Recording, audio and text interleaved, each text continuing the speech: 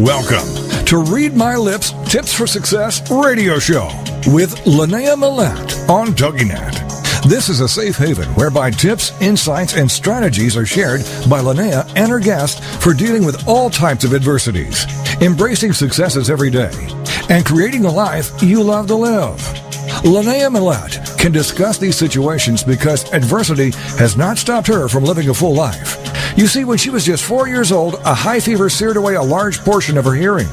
Despite all this adversity, Linnaea loves her work, has a wonderful marriage, and contributes to her community. She's been a governor with the Toastmasters International, honored by UCLA and Otakon, and so much more. So here we go. It's the Read My Lips Tips for Success radio show on TogiNet.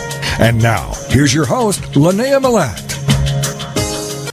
Our upcoming guest, he'll be on after the break, is Reverend Mike McMurray.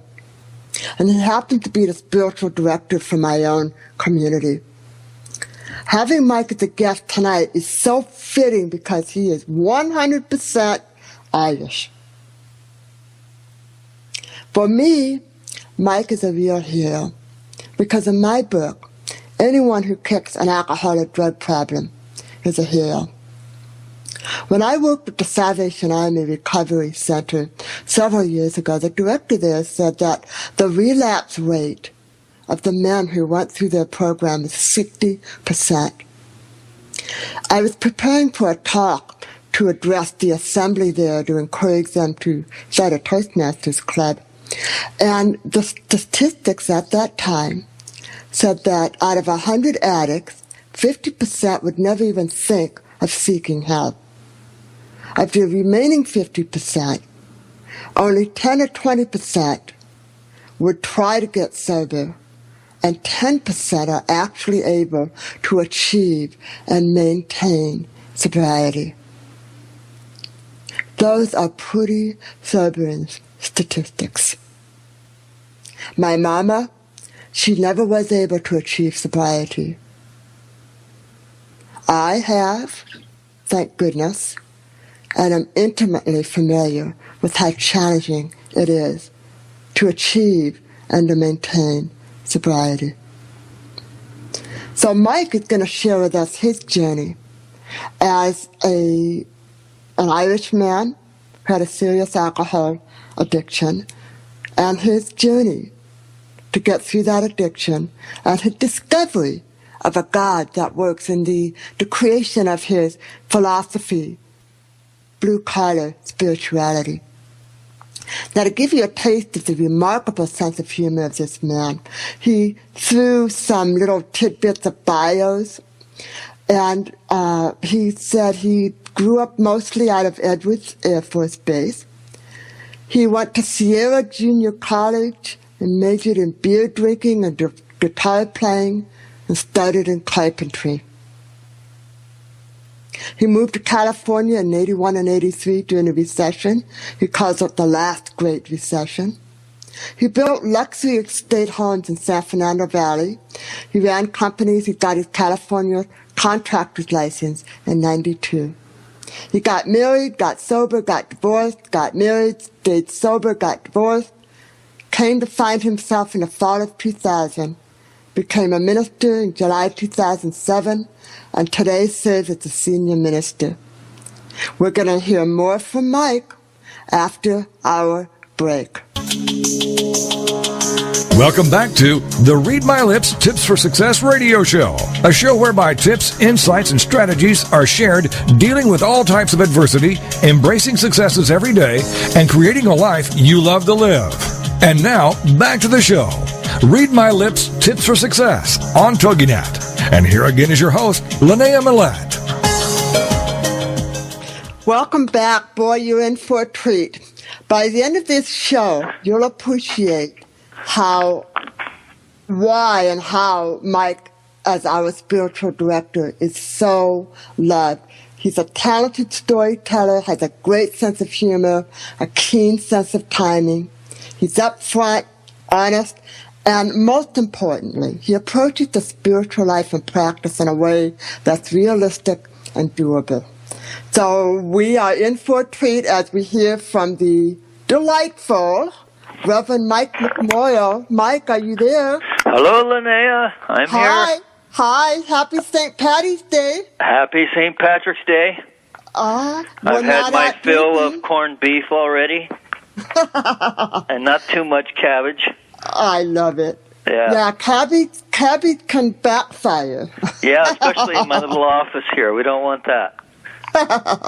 Now, I have to ask, because you are fully Irish, what is the significance of St. Patrick's Day? Well, I think that really the significance for St. Patrick's Day is for Americans to have yet one more day of the year that they can get blind drunk and have an excuse for it. But I think, as my father's from Leitrim, Ireland, and he calls St. Patrick's Day amateur night. So,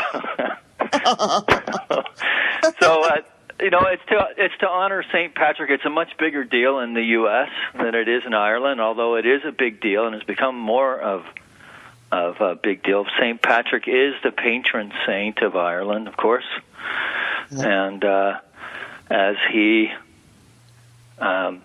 is or was the fellow who brought Christianity to the island, or at least he's the one who gets the credit. Wow. So, or the blame, depending on which side you fall on that discussion. But I think he should really be given the credit for it's done more good than harm. That's for sure.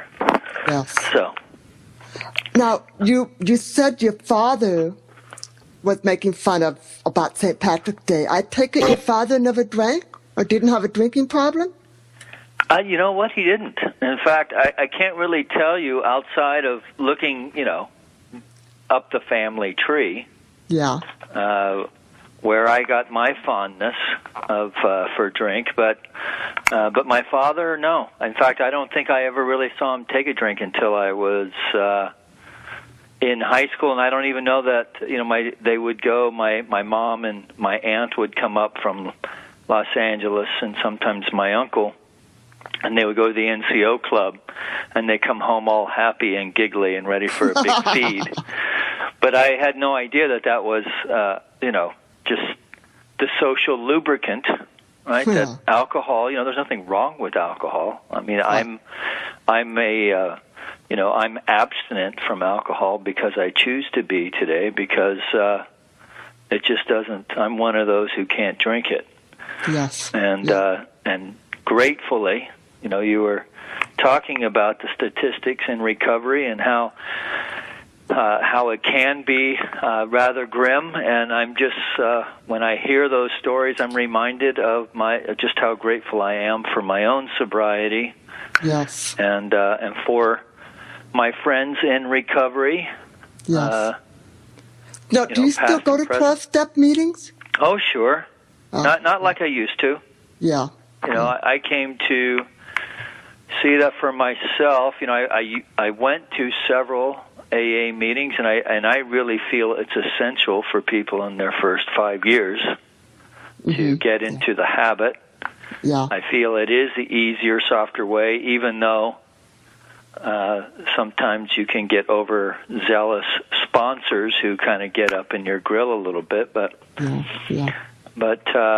far as having that, I went to my first AA meeting, and within a month I had 30 new people that I knew who were trying to kick it just like me. And I'm grateful I had a place to go. I mean, there was, before Bill Wilson and Bob Smith, guys went to sanitariums.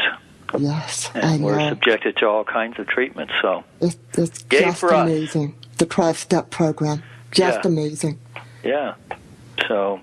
Well, let's get some fun stuff. Okay. You've got down here that you were an Air Force brat. What's that all about? Well, I'm actually not. By the way, I'm actually not 100% Irish. I'm probably 98.9. But I was actually born in Britain.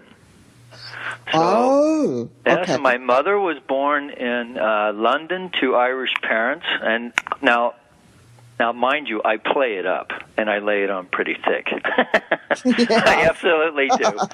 And I am proud of my Republican roots and my Republican credentials. If any of my family, I'm talking about Irish Republican, of course. So if any of my family's out there, have no fear. But just to, so yeah, my dad was in the American Air Force, and we moved around a little bit, I guess. But we immigrated back to the U.S. in when I was about 6 or 7 months old, and I've lived here in the States ever since. Okay. And so yeah, I grew up out mostly a couple trips out at Edwards Air Force Base, and I think. Well, not I think. I know that it helped form me in many ways, many of them good, many of them very good, and some not so helpful in civilian life. Yeah. And as I say that was my own experience. Many of my friends did not have the same stuff that I did. But and I think it's where, I'm just grateful because I found, particularly out at Edwards and in the 70s, Boy Scouting was a very big part of my life. And the Air Force or the military at that time was able to support scouting with trucks and fuel and buses, and so my leaders had us up in the Sierras at least once a month, if not twice a month during the summer, and so I've been backpacking all through the Eastern Sierra, and that's where I really started having my first experiences of some deeper aspect of God, of Holy Spirit, and some very profound things that have stayed with me even today. So nature. It was it Emerson that wrote that chapter on about nature, the profoundness of it, and it gets us back in touch with who and what we really are. Well, and how it is a reflection of the creative intelligence that Spirit is, that God is, and the wonderful complexity, interconnectedness, and the impersonal and also mechanical way in which it works. Yes, and now all Mike, of its beauty and also often simplicity. Now, certainly our listeners are going to be wondering, you're a reverend of what religion? And then tell us a little bit about what that is. Yes, so I am a science of mind minister or a religious science minister. Religious science takes the opinions of religion, the insights of, or the opinions of philosophy, the insights of religion, and the principles of science, and combines them to help people to recognize God as they understand God. That's my little caveat. Like God working in their lives and how we can use it. And that we are co-creators with this creative intelligence. And we can use it to affect change for good in our lives. In every way. Yeah. Well, I was raised in religious science. As you know, my mom discovered it when I was just 3. And while I had a rough going a good part of my life, I'm certain I would not have survived it without that knowledge that there was a power for good and I could access it, and that there was the possibility of changing my thinking and changing my life. Yeah, and so, I had these insights. I was, and I cannot tell you why it is that I became an alcoholic. But I do know that from the very first drink, there was like a little switch went off my head. And, the great irony is we're having this discussion. I'm looking out my office window at O'Grady's, the Irish pub across the street, and there's a line. There's a line out the door. But at any rate, a little sidebar there. But I don't really know why, because it was not really part of my family environment. Yeah. My parents were very devout, so we went to Mass every week, went to Catholic high school for several years, and grade school up till 6th grade. And but I remember I was a sophomore in high school. Yeah. And I had I'd had a great day on the track. I was a track and field guy then. Mm-hmm. And I'd gotten 4 first places for the junior varsity. Woo! Yeah, I was no longer on the freshman team. This was on the JV, so I was almost like a real stud. Yes. And so the fellas came by and got me, and they breathed on me, and I'm like, holy smokes! And they had a bottle of slow gin.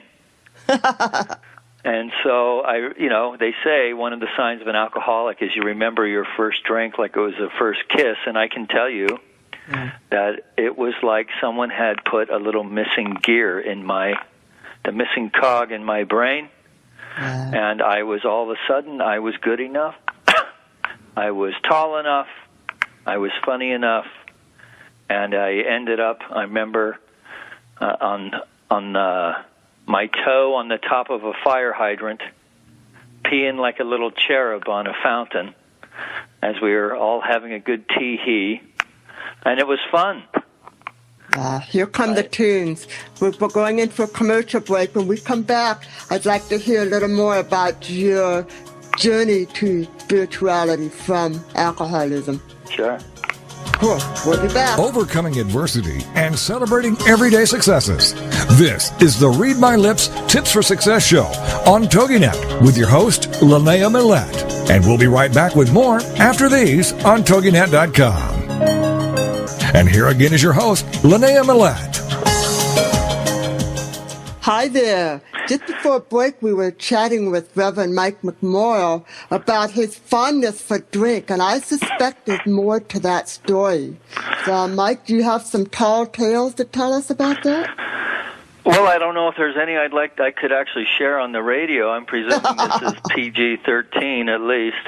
But let's just say that it went from because from that experience, and it was fun, right? And so I was as many people are at 13. Well, let's see, what was I then? 15, 16. I was shy, and I had this horrible thing about comparing, which is not unusual for young people. Yeah. And I found that I could deal with that. Not so much in high school, but certainly in college. Yeah. And I had to get one more year of football out of my system up there at Sierra. Yeah. And so, going to the parties and drinking beer and discovering, wow, I can chat up the prettiest girl in the room, and when she rejects me, I don't even care. So yeah, it's a very powerful combo. A guy with diarrhea in the mouth and too much beer. But but at any rate, full of my own stuff, and it was a solution. It really was a solution for many. I would say, well, not many years, but certainly 5, 6, 7 years until it became the problem. Yeah. And what I realize now, looking back on it, was that I had fallen into the lifestyle of the party. And so in the beginning it was just about, Friday night, and then it was Friday and Saturday, and then it was, hump day, right, Wednesday. Oh, yeah. So, and then by this time, of course, now I have a son, right? I have a son who's shown up, my wonderful son, Michael McMorrow, and as you may guess from the general tone of things, he was not planned. Oh, yeah. It was like, whoops, there it is. And And I'm so grateful for that today. Yes. I'm so grateful for that divine quote unquote accident, because he's just a wonderful young man, and I'd like him even if he wasn't my son. He's kind of one of those guys, You've talked very fondly about him. Yeah, he's a good guy. But at any rate, so I came to see, after being sober for a while then, that really alcohol had made all the choices in my life. It chose what restaurant I went to, because I only went to restaurants that had full bars. It chose the women that I dated, because I didn't want anybody harassing me about partying. Yeah. And it chose... Boy, Mike, I so relate to everything you're saying. Yeah. It's like a jog down memory lane. Jesus. Yeah. Sorry. It's okay. I think I'll go have a drink after this show. No, go ahead. Don't do that. Yeah, but at any rate, I mean, you know how it ends up, right? So, and so essentially what I'm getting at is that I was living a life of default rather than by design. Yeah. And I didn't start out that way. I read, positive thinking books. I had always had an interest in comparative religion, and in fact, I remember taking those long walks out in the desert. Edwards is out in the middle of nowhere, right? Yes. You're surrounded by, 10,000 square miles of kitty litter. There's nothing out there. And so you get out there and you do start asking yourself the deep questions. Yeah. And so I think maybe, I started out actually as a pothead. And, so I would get high and then meditate and feel, back in the granola years there, and then thinking I was being all spirral, and I was just really getting high. So, it took an interesting route. My first wife, Maureen, lovely woman, and was a party girl. So we were like, a match made in heaven. And so really what happened was in the, the mid to late 80s, the price of cocaine got really cheap. And sometimes when you buy stuff because it's such a good deal, you just can't pass it up. Yeah. It's kind of one of those deals. Bring it home and it's useless. Yeah, and so it was, and so really what it did is it brought my bottom racing up to meet me. And so, and of course, as you can imagine, by now I have a marriage that needs counseling, which I thought, of course, was complete hogwash. Yeah. And my wife's reading books like, remember Robin Norwood, Women Who Love Too Much? Oh, yes. Yeah, I just thought that book was full of garbage. And Now, there's something I wanted to touch on, because you've mentioned it at church, that there was a lot of anger at that time. Now, do you think the anger was something that came up as a result of being in alcohol, or the alcohol was a way to mask the anger, or what? This is the only thing that I've ever come up with, is being kind of undersized. And so the mascot for Notre Dame, right? The Fighting Irish. Yeah. The little leprechaun with his fists up. That was kind of my attitude. Okay. Right? Yeah. And I think it was because I was undersized. And I was just an undersized guy. I didn't grow until my sophomore year. Uh-huh. And but I wasn't like the smallest kid, right? So you couldn't have the distinction of being the smallest kid in the class. Yeah. You were like the third smallest. But I always wanted to play with big kids. And so, there was this constant measuring up thing. And so I think it had something to do with that. I think it was the frustration of not getting my way. Yeah. Okay? I think that's, I kind of would work my way into leadership positions, and in hindsight, not that I'm not a strong leader, right? But I you think are. it has its basis in, just wanting to control everything. Yeah. So at any rate, but that is one of the major characteristics of addiction is the need to control. Yeah. And so what happened was we were going to a marriage counselor, and I said, well, look, I don't know what's going on. I only drink a 6-pack a day. I have wine with dinner. I have a couple of shots of whiskey after that, and I have a couple hits of weed so that I can go to sleep. That's it. And that was kind of my daily thing, except, of course, for Wednesdays, because that was hump day, and Friday and Saturday, and then Sunday was Bloody Mary Sunday, because there was no church in those days, right? Yeah. And so what happened then was I got tired of listening to myself and came to see that I needed to, because what we really had was money problems, and the only place that I really saw any extra money was in our drinking, and so I was just going to quit drinking, and then that turned out to be a lot harder than I thought. Yeah. And that got me to 12-step, because I had family members who were already in there, who, of course, you never talk to when you're in that situation. They're the last people, you avoid them at family functions. And one of them, my Uncle Terry, and his wife, really, Sue, had been going to Al-Anon for Terry first, and so she kind of got us both sober. Yeah. And so I'm just, just a lot of gratitude all the way around. And I'll tell you what happened was that first meeting, I went in expecting to see like Aqualung, right?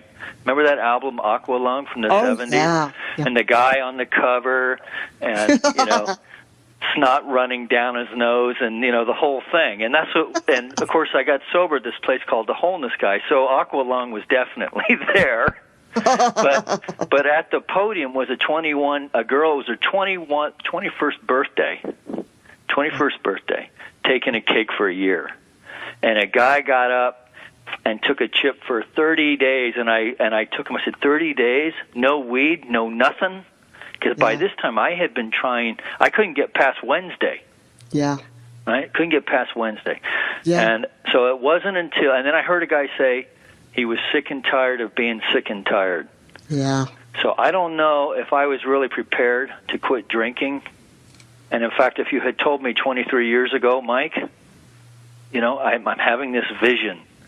You are going to be the minister. You're going to be sober for 23 years and be a minister of a vibrant community in Granada Hills. I'd have ran right out of there. Yeah. But I really got to this. I heard in the big book, Ebby talking to Bill, why don't you choose your own conception of God? And I thought, and I remember saying out loud, I'm getting choked up thinking about it. It's like it was yesterday. Yeah. And I remember thinking to myself, and I said it out loud, you mean you can do that? Yeah. And that really was the first step. Because I knew alcohol was a problem. I had known it for a while. The cocaine just kept me up so I could drink more. Yeah. Really. I mean, it just kept the party going. Mm-hmm. But that whole idea of a power greater than I am that I can explore and I can just dismantle, not that I had a problem with Jesus, right? Yeah. So, I mean, after all, we're in the same union. Mm-hmm. I grew up in the desert. He grew up in the desert. Right. He was a carpenter. I was a carpenter. He had long hair and a beard. I had long hair and a beard. He had 12 employees. I had 12 employees. So there. So that's where the the tie-ins stop right there. But you get what so I didn't have any problem with him, but I did have problem with religion. Yeah. And so a big difference between religion and spirituality. Yeah, and so that's what religion or 12-step allowed me to explore the difference. Mm-hmm. Right, to explore the difference and to go deeper.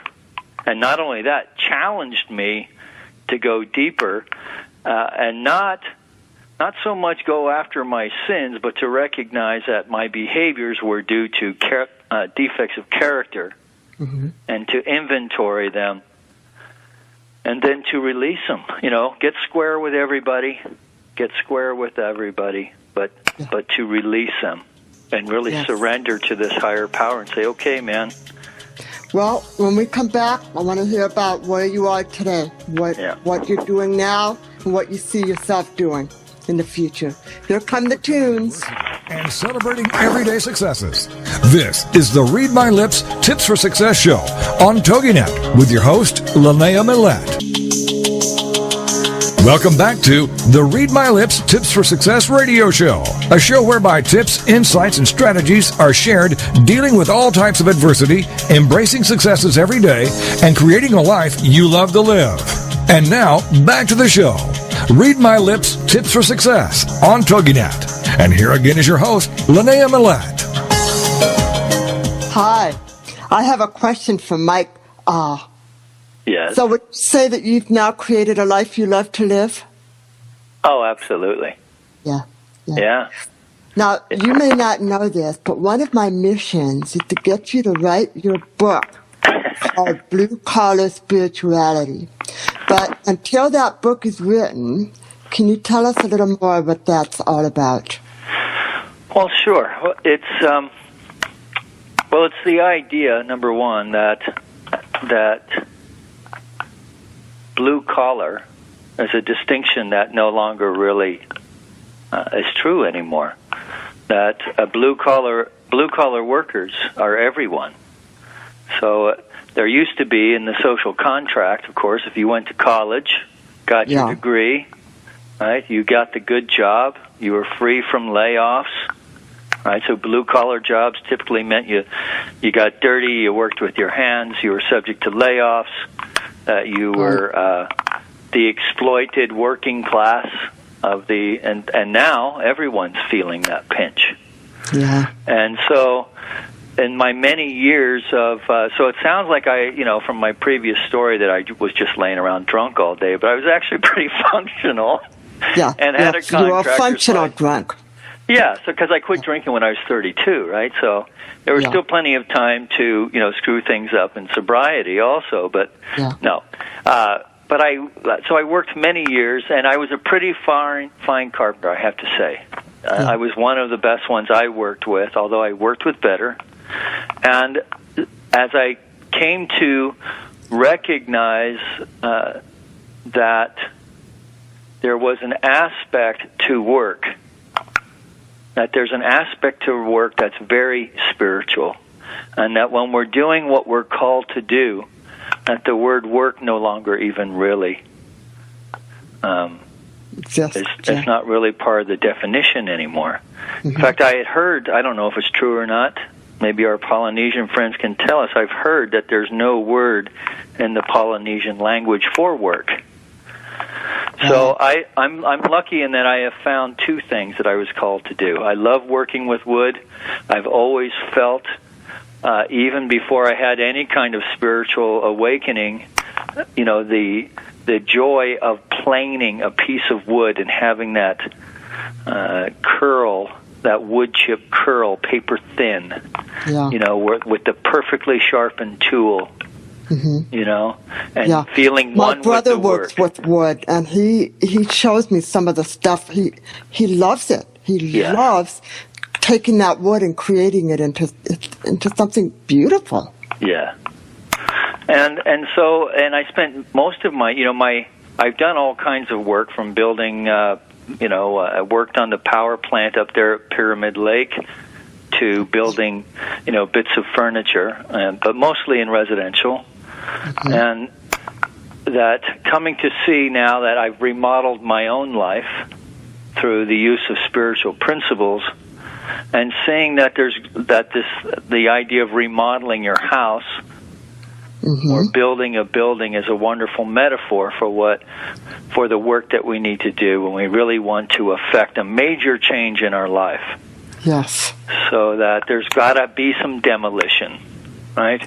And we've got to slog through, in building terms, I have a thing called when you do your foundation, you have to get into natural, undisturbed natural soil. Yes. And so when you're going to rebuild your life, there's some work that needs to be done. And you need to get down to that undisturbed truth that's within all of us, and slog out all that old thinking that no longer serves us. Yes. To establish a good foundation, and that foundation needs to be reinforced, right? Yes. And that as we build things, we don't build an entire house, right, in a day with waving a magic wand and wishing it to be so, but nail by nail, stud by stud. So it'll be that kind of an idea. Yes. And I have an outline for it, and I'll be using construction terms, some of them old Irish sayings that I've heard over the years. For instance, I have a thing on there about employees, and the chapter title is "Nothing Sweeps Like a New Broom." So when you have that new employee, you can't judge them how they're going to work out on the first day because, Anyway. Right. So so it's developing that idea, and through the so my goal through the book then is to help people to achieve some sense of finding that place within themselves that can embrace their work as a calling rather than a paycheck. Mm-hmm. And I think that will be helpful for people. So at least that's the idea. So we'll see how good a book I can write. Well, one of the Craig Deswell, the gentleman that I've been studying with for the past year, he always says, do something well and then tell others how you did it. And that is what you did. That is what worked for you. That is how you pulled your life together. Surely the others will benefit from it. Sure. I'm going to keep on you to write that book, Mike. Well, and it's practical. So for me, my spiritual practice has to be practical for me to access it and to use it. Okay. Right? Explain what you mean by practical. Well, in other words, it needs to be accessible for me. It can't be something out there, right? Yeah. That I came to see that, in 12-step they have this thing that God hid himself from man in the last place he would think to look for him, within his own heart. Yes. Right?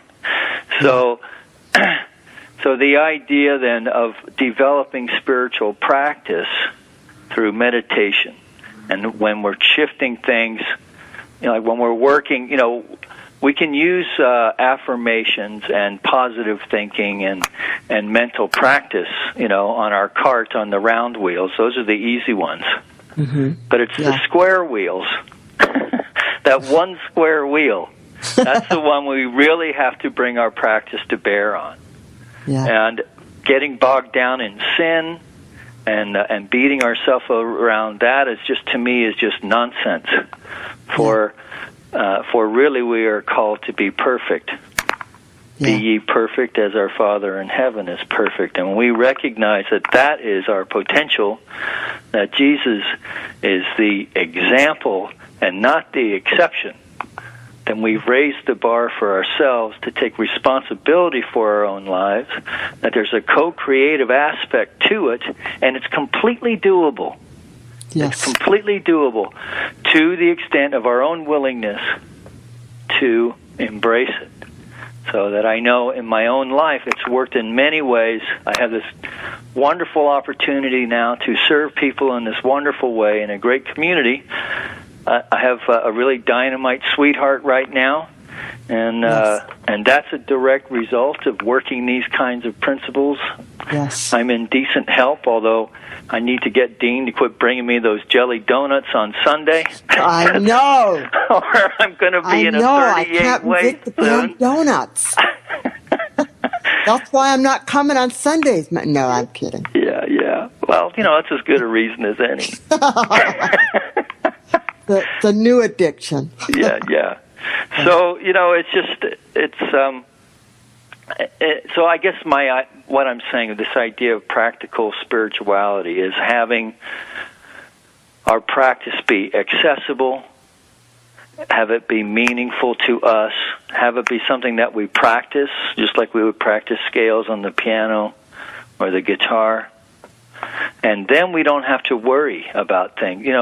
then these ideas of the classic sins of acting out with lust or drinking or maiming or stealing, these things just simply fall away, because our practice then is an invitation for Spirit to come in and fill those empty spaces within us.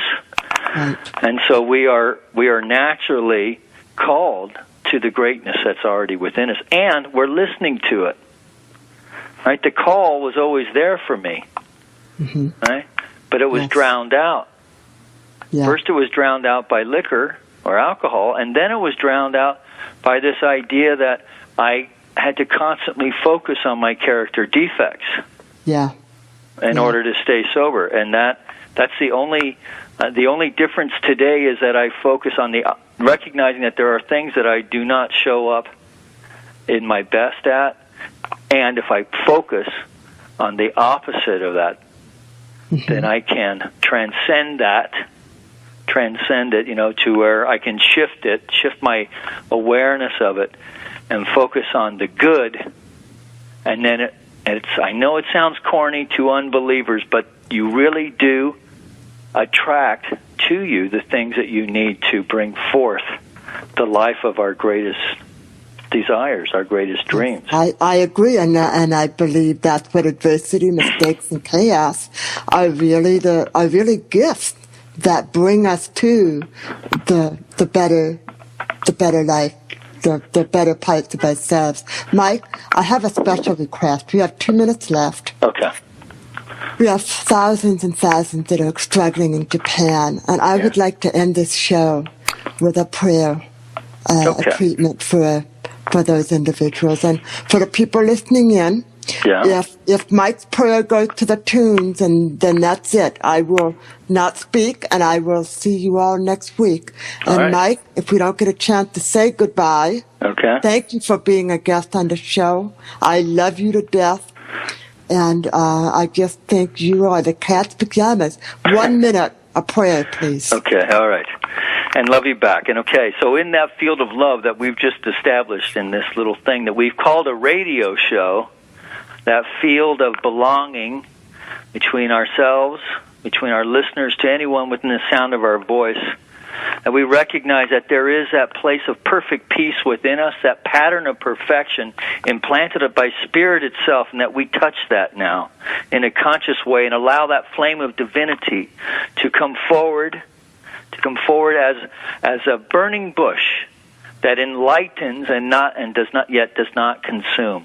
And so in that space, we know for our brothers and sisters across the pond in Japan and everywhere there is suffering in the world, that we breathe into this field, a field of compassion and love and support, knowing for them an ease to their burden. And we know that within it, unknown to us, there's a perfection being unveiled even now. And so we call for Spirit to bless them deeply, richly, and to support them through this tragedy. And so it is.